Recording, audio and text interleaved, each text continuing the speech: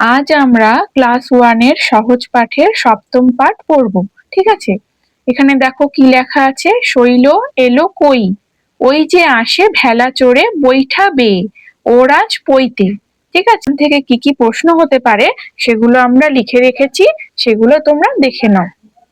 দেখো, শৈল কিভাবে আসে, আজ ওর কি, ভেলা চড়ে বৈঠা নিয়ে আজ ওর পইতে।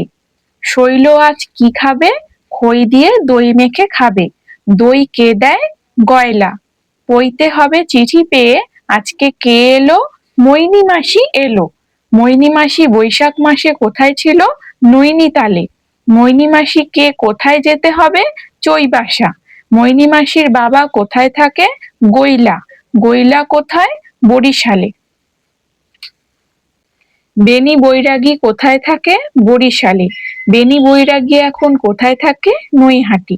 ঠিক আছে, তাহলে তোমাদের সপ্তম পাঠে যা যা প্রশ্ন হবে আমি তোমাদের দেখিয়ে দিলাম। এবার আমরা পড়ব এখানকারই একটা কবিতা, কাল ছিল ডাল খালি। কাল ছিল ডাল খালি, আজ ফুলে যায় ভরে, বল দেখি তুই মালি, হয় সে কেমন করে। এখানে তোমাদেরই মতন ছোট্ট একটি বাচ্চা, সে তার মালিকে প্রশ্ন করছে, আচ্ছা মালি, কালকে তো সব ডাল খালি ছিল, তাহলে আজকে সব ডালে ফুল কি করে ভরে গেল? তুই কি সেটা তুমি কি সেটা বলতে পারবে? যেহেতু এখানে বাচ্চাটি ছোট, তাই মালিক এসে তুই করেই প্রশ্ন করছে। গাছের ভেতর থেকে করে ওরা যাওয়া আসা, কোথা থাকে মুখ ঢেকে, কোথা যে ওদের বাসা। এবার শিশুটি নিজেই বলছে, মনে হয় ফুলগুলো গাছের ভিতরেই থাকে এবং সেখান দিয়েই হয়তো তারা যাওয়া আসা করে।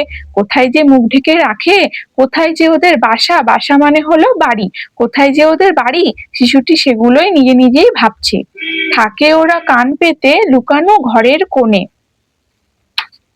ডাক পড়ে বাতাসেতে, কি করে সে ওরা শোনে। এবার শিশুটি বলছে, ওরা মনে হয় গাছ নামের কোনো বাড়ির ভেতরেই লুকিয়ে থাকে, কিন্তু তাদের কানটা কিন্তু খাড়া করে রাখে, যাতে যখন গাছের ভিতর দিয়ে বাতাস বয়ে যায়, হয়তো তখনই তারা বাইরে বেরিয়ে আসার ডাক শুনতে পারে। দেরি আর সহে না যে, মুখ মেজে তাড়াতাড়ি, কত রঙে ওরা সাজে, চলে আসে ছেড়ে বাড়ি। বলছে শিশুটি যে এই ফুলেদের বুঝি ভিতরে থাকতে আর ভালো লাগে না, তাই বাইরে বেরিয়ে, এই যে দেখো লেখা আছে দেরি আর সহে না যে, মানে তাদের আর দেরি সহ্য হয় না, তাই বাইরে বেরিয়ে আসার জন্য সে কি করে, মুখ মেজে তাড়াতাড়ি, কত রঙে ওরা সাজে, ওরা তাড়াতাড়ি মুখ মেজে যে যে যে যার রঙে সেগুলো তারা সেজে নেয়, তারপরে চলে আসে ছেড়ে বাড়ি, ওই গাছ নামে যে বাড়িটা সেটা ছেড়ে তারা চলে আসে। ওদের সে ঘরখানি থাকে কি মাটির কাছে, দাদা বলে জানি জানি, সে ঘর আকাশে আছে। এবার শিশুটি প্রশ্ন করছে, আচ্ছা ও ফুলেরা কি মাটির কাছে থাকে, ওদের ঘর কি মাটির কাছে? তখন শিশুটির দাদা, সেও যতই বড় হোক সেও কিন্তু কল্পনার জগতেই থাকে, সে তাই শিশুটির দাদা বলছে, আমি জানি সে কিন্তু আকাশে থাকে। অর্থাৎ দাদাটা কল্পনার জগতে থেকেই তার ভাইকে বলছে যে ফুলেরা আকাশে থাকে। সেথা করে আসা যাওয়া নানা রঙা মেঘগুলি, আসে আলো আসে হাওয়া, গোপন দুয়ার খুলি। এবার বলছে আকাশে নানা রঙের মেঘগুলি আসা যাওয়া করে, এবং শিশুরা যে কল্পনার জগতে থেকে তারা ভাবে আকাশে বিভিন্ন রকম বাড়ি আছে, তারই বোধহয় কোনো গোপন দুয়ার খুলে সেই ফুলেরা আসে।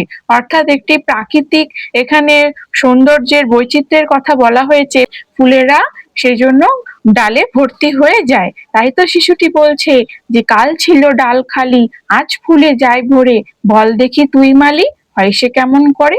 ঠিক আছে, তাহলে আজকের কবিতা আমাদের এখানেই শেষ হলো, আবার আমাদের পরে দেখা হবে।